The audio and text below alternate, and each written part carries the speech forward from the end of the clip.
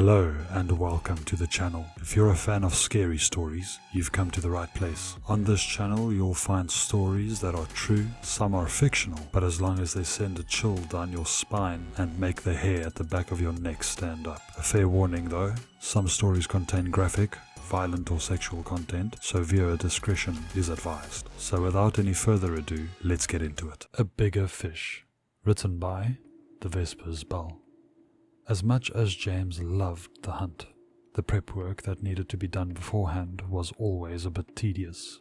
He had to find a door that was relatively secluded and could be easily secured, not within sight of any security cameras, and preferably no cameras in the immediate vicinity either. But it couldn't be too secluded either, as desirable prey needed to be within walking distance for him to lure them in.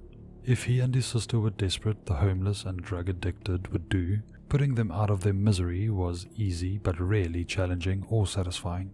Prostitutes were a little better, but still too easy and fairly cliché. Hardened criminals who fancied themselves intimidating were a regular staple. It was always hilarious to see them reduced to pathetic, weeping husks of their former selves begging for their lives. Still, if one squinted hard enough, this could possibly be considered vigilante justice, making James and his sister dark and edgy anti-heroes, and that was no good at all. They wanted to be the bad guys, no caveats or asterisks about it. As such, their favorite prey were those who quite unambiguously neither wanted nor deserved to die, decent, upstanding citizens who expected to live to a ripe old age, only to have the rug cruelly pulled out from under them, often naive enough that they could be lured into the playroom under the most rudimentary of pretenses. That was much more preferable than having to bring them in by force and risk them making a commotion that could draw attention. As powerful as James and his sister were, hunting was still not completely without risk, hence the need to continually rotate and change hunting grounds. As the man of the house, the risk and responsibility of finding, prepping and securing hunting grounds fell upon him. James had done a lot of things that he had no problem living with, but one thing he knew he could never live with would be letting his sister down. And speak of the devil, just as he was thinking about her, his phone started to ring. He reached into his coat pocket and pulled out a rather unusual curiosity, an analog rotary mobile phone. A relic from the long ago nostalgic never was of yore that they had acquired from Orville's old-fashioned oddity outlet.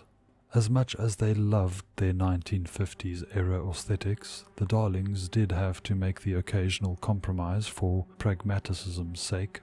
"Mary, darling, what a coincidence. I was just thinking of you," he answered cheerfully. That's hardly a coincidence, James, darling. I expect you to always be thinking about me," Mary replied, trying to be playful, though it sounded like she was short of breath and, if such a thing were possible for her, unsettled. "Is everything all right?" James asked, suddenly concerned. "You sound a bit out of sorts." Well, actually, there is something a bit out of sorts, yes," she admitted, the panic starting to rise in her voice. "Something got into the playroom." "What do you mean, something?" "A planeswalker of some kind. I don't know where he's from or what he is. I just found him on the retrovision. When I saw him, he saw me, and he teleported into the playroom. I threw him into the labyrinth, but I can't monitor him because the instant I know where he is, he knows where I am. It's some kind of observer effect. He seems adept at navigating non-Euclidean spaces though, so it's only a matter of time before he finds me. I don't know if I can handle him on my own. Please, James darling, come home now. I need you." "Sit tight, I'm on my way," he said hurriedly, clicking the phone closed and running off to find an unwatched door. As soon as he had one, he pulled out a bronze control box from his bag and placed it over the door handle. He booted it up as rapidly as he could, hastily inputting a few basic commands. With an ominous whir, the device creaked the door open for him slowly and theatrically, revealing the hallowed and macabre lobby of their playroom. It had reverted to its original appearance, a high-vaulted chamber made of dark green stone, chill and damp, with dark mold growing between the cracks in the bricks. Tall, portentous doorways were carved into the stone, each of them leading into narrow, darkened hallways. The only source of light, other than what was leaking from baseline reality, was a cast iron lamp hanging from the ceiling. "Mary, darling, I'm home," James called out. Normally, if she wasn't already there to greet him with an old-fashioned cocktail, announcing his return was all it took. Today, though, James was greeted with almost complete silence. Aside from a distant dripping and a billowing draft, this was concerning, as the playroom should have automatically transmitted his statement to wherever Mary was. Either it wasn't working or Mary wasn't in a position to respond. None of this was making any sense. The Darling twins were eldritch demigods, ageless with superhuman might, and within their playroom, they were full gods with complete control over physical reality. What could Mary have possibly let in that she couldn't handle? "It's just a game. Mary likes playing the housewife. She just wants me to kill a spider for her, so that she feels protected and cared for," James muttered to himself as he took the control box off the door and slammed it shut. James could have summoned or conjured any weapon that he could imagine, but he started with his old standby, a hickory baseball bat splattered in dried blood. Whereas his sister favored knives, James just loved the satisfying splat that one could only get by bashing someone's skull in with a baseball bat. The sound of bones crunching, blood spattering, and the brain squelching was beautiful to him. He could take someone out in one swing if he wanted to.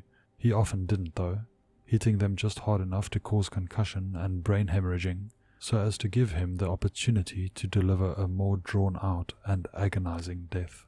The bat had sentimental value to him as well. It had been a childhood birthday present, and when he made his first kill with it, he chose to hide it in the playroom and say that he had lost it, rather than clean the blood off of it. It had been accumulating blood ever since. James considered accessing the surveillance system to locate his sister, but he knew that he was also likely to spot the intruder as well. If what Mary said was true, that would draw whatever it was right to him. As enraged as he was that something had dared to trespass into their home and harass his beloved sister, the rational part of his mind reminded him that he needed more information on the threat before risking a confrontation, and so he set out to search the labyrinth without any idea of where he was headed. The labyrinth was an ever-shifting, infinitely repeating fractal arranged in higher dimensional space-time, meaning its layout appeared impossible to a three-dimensional being. It was common for the Darlings to throw their playthings in there and let them wander around until they went mad. The Darlings, though, were both familiar with its properties and capable of visualizing higher dimensional space with ease, and James knew his sister. They had played hide-and-seek in their labyrinth as children, and he knew the kinds of places she would hide. He also knew that she chain-smoked when she was stressed and constantly sniffed for the smell of burning tobacco.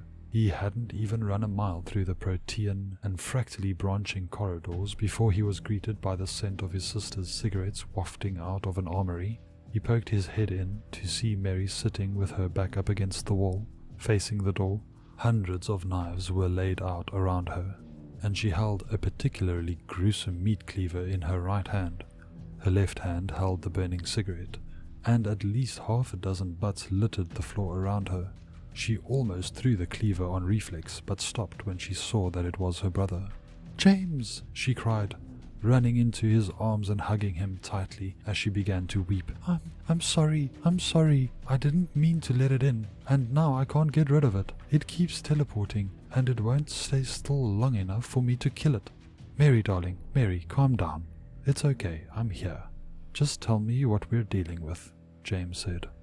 Mary opened her mouth to speak, but froze at the sound of clawed footsteps clicking against the stone outside. Both of them spun towards the door and saw the strange creature as it stepped into view. It was a hunchback and cloaked humanoid leaning upon an angular shepherd's crook. It was bluish-grey and squid-like, a single cyclopean orifice in its face, with a pair of clawed and perforated tentacles hanging down almost to its midpoint. It was nearly 7 feet tall as well, and looked like it could take more than a few swings with a baseball bat before going down. Before James could react, Mary telekinetically threw all the knives she had laid out towards it at supersonic speed. At precisely the right instant, it teleported forward a couple of feet, causing the volley to miss it entirely and clatter impotently against the stone behind it. She's been like this since I got in, the creature sighed in annoyance, his voice echoey and ethereal, emanating from no obvious source. Since you two appear to enjoy the traditional gender roles, would I be correct in assuming that you are perhaps more capable of acting less hysterically? James held his bat at the ready, but if this thing wasn't going to straight out attack him, he was willing to humor him with conversation. Sir, if you are indeed a sir, you are trespassing in our home, he said firmly. My sister was only defending herself and our property from an intruder. If you do not mean us any harm, then I strongly urge you to explain yourself at once. The creature raised his clawed tentacles in what appeared to be a hostile, or at least defensive, gesture, but made no move to attack. If I had to describe myself in human words, I would call myself a paraxonaut, a traveler of strange alien places, he answered. I scout the countless planes of creation, searching for anything that may be of interest to my people. Your sister here, or rather her intended victim, happened to glimpse me on some sort of scrying glass, and it caught my attention. I went to investigate, and when I arrived I saw your sister watching from this magnificent void between worlds you call home. Surely you can't blame me for wanting to take a closer look. I took no action against your sister other than that was needed for my own well-being. She's unsettlingly violent, you must admit. It runs in the family, James sneered, beating his baseball bat into the palm of his hand. The creature likewise held his crook at a defensive angle, but still made no directly aggressive move. You mentioned your people. There are more things like you out there? Of course, I didn't just spring out of the quantum foam from a once-in-an-eternity chance fluctuation, now did I? He asked rhetorically, which is why even if you could manage to slay me, which I doubt you could, it would be a very bad idea. My people possess powers that transcend the laws of our native reality, or any reality we find ourselves in. We killed and ate our own god to get them, and the murder of one of our own is something that wouldn't go unnoticed or unavenged. You don't want to make an enemy of us. The creature's clawed toes dug into the stone floor as he clenched his feet, sending cracks racing out in all directions. A ring of mist began to swirl around his cyclopean orifice, the light within simmering in preparation for some kind of psychic assault, and semi-corporeal tentacles slowly began to unfurl from his back. The Darling twins exchanged glances with one another. It was obvious to both of them that the violence they so adored wasn't going to work here. The thing in front of them was strong enough to overpower them, fast enough to evade their attacks, and seemingly not even fully corporeal at all. Mary mouthed the words noodle to her brother, who nodded in agreement. He gently set down his bat, and she stuck the meat cleaver into the sash of her housecoat, as even when she was trying to be civil, she couldn't bear to be without a knife altogether. Very well, you've made your point. There's no need for threats, James insisted. Let's start over, shall we? I'm James Darling, and this is my sister Mary, and we're delighted to have you as our guest. What would you prefer that we call you? I'm afraid my name doesn't anglicize or latinize very well, he replied, relaxing his defensive posture. But Quixoto is the closest I can manage. Quixoto it is, sir. Delighted to make your acquaintance. Do I shake your hand or your tentacle? James smiled. My hand, if you please, James.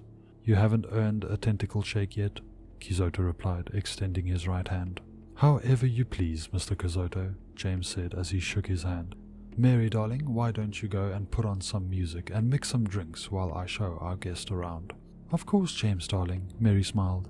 She stepped backwards, the walls opening into a doorway, and led her through, and closing again before Quixoto had a chance to object. A tessellating wave moved through the room and out into the hallway, transforming the dark stone dungeon into a warmly lit wood paneling and red carpets. Thank you, Mary darling, that's so much better, James shouted. Frank Sinatra began playing over an unseen intercom system, and James placed his arm around Quixoto's shoulder. Come, the walk back to the lobby will be so much more pleasant now. Can I offer you a cigar, or perhaps a cigarette? You breathe through those holes in your tentacles, I presume? Correct, and I'll pass on both, allowing James to lead him into the hallway. This is some very impressive programmable matter you've got in here, James. Nonsense, it's perfectly pedestrian programmable matter. Mary just works wonders with it, James insisted, paying close attention to whether their exit signs were green or red, and where their arrows were pointing. So, what is it about our home that caught your interest so much that you simply had to drop in? Voids between worlds that are both stable and habitable are extremely rare, and you've already gone through the trouble of developing it quite substantially, he replied. I still need to complete a full evaluation, of course, but I'm quite certain that my people will be interested in acquiring this place. I see, James said softly, his eyes glancing up towards the hidden cameras. And if we have no interest in selling it? Then things get unpleasant for you, both of you, Quixoto replied, his tentacles turning upwards in a kind of smirk. As I've already made clear, it is in your best interest to cooperate with us. You will be compensated, substantially compensated, if you do. And what do interdimensional squid wizards use for money, if I may ask? James smirked back. The crystallized echo of our dead god, he answered, holding out a small purse filled with drops of what resembled a bluish-green amber. Each was aglow with a misty aura and beating with a faint pulse, a small sigil-marked pupa slowly rotating within its translucent volume. James paused mid-stride, taken aback by the sight of the strange gems. He began to reach out for one before stopping himself, only for Quixoto to push the bag towards him insistently. James tentatively picked up a drop and held it up towards the light, rolling it between his fingers as he allowed its psionic emanations to wash over him. You really killed a god for these, or at least bled one, he said in awe. That's why we use them for currency, so that people know what we're capable of, Quixoto boasted. Take the whole bag. I'll give you and your sister some time to work out what these are worth to you, and then we can negotiate how many you'd need to sell this place. Right, James said slowly, remembering what it was the strange visitor had wanted. He pocketed the small purse and continued leading him through the labyrinth. We should be getting pretty close to the lobby now. Just a few more... Oh, actually, here's something that might be of interest to you. James stopped them in front of a large glass wall of an enormous aquarium. Bet you can't guess what we have in here, James asked jokingly. He checked the exit sign nearest them, and while its arrow was pointing towards the aquarium, the light was red. A sea monster? Quixoto asked flatly. That's right. Can't get one past you, James laughed, double-checking that they were within view of the cameras. We named her Pool Noodle. She was Mary's idea. I was worried that a 3-ton sea monster would basically be a white elephant in terms of upkeep, but it turns out that abyssal sea creatures have remarkably low metabolism. Just a single human body is enough to sustain this girl for months. Although, I suppose any body would do. The exit sign changed from red to green, and James gave Quixoto a superhumanly strong shove through the glass. He passed through it like it wasn't there at all. Almost immediately he slammed back into it as he tried to teleport back, but the exit sign had already been switched back to red. Can you hear me in there, Squid Wizard? James shouted, mockingly banging on the glass with him. I told you that Mary works wonders with this programmable matter. She can even make it teleportation proof. She never bothered to do that to the whole place before, but now that we have to worry about solicitors, I imagine she'll be changing that policy. Quixoto frantically tapped and turned his glowing dials, slamming into the glass again and again with every teleportation attempt. A flurry of agitated air bubbles and garbled vocalizations erupted from his tentacles as he furiously clawed and pounded at the glass. This came to an abrupt stop, however, as the sound of a deep and eerily whale-like call came rumbling forth from the depths of the aquarium. James smiled wildly, and Mary came out from across the hallway with an equally manic grin plastered onto her face. I didn't miss it, she asked, handing her brother an old-fashioned cocktail. You're just in time, Mary darling, James said, accepting the drink with an appreciative nod. A spinning ring of glowing sigils and spell circles manifested around Quixoto's waist as he attempted to either escape or at least curse the darlings with his dying breath. Before he could finish the ritual, however, a creature that vaguely resembled a colossal viperfish or dragonfish came roaring up from below. Its massive maw clamped down on his body, impaling it with innumerable foot-long fangs and shaking it back and forth like a great white shark, staining the water a fluorescent blue with his blood. The darlings laughed in delight, as the spectacle of their pet sea monster tearing their enemy to shreds and then ravenously gobbling them down. Though such a strange entity and the equally unusual artifacts he had with him surely would have brought in a fortune, the darlings were happy to see them in the belly of their beast if it meant they got to live to kill another day. "So," Mary said once the feeding frenzy was over, pausing to take a sip from her sweet martini, "he was a realtor." Thank you for watching. If you liked the video, hit the like button, don't forget to subscribe, and hit the bell icon so that you get notified for future videos. If you don't do these things, the like button will haunt your dreams and stalk your days forever.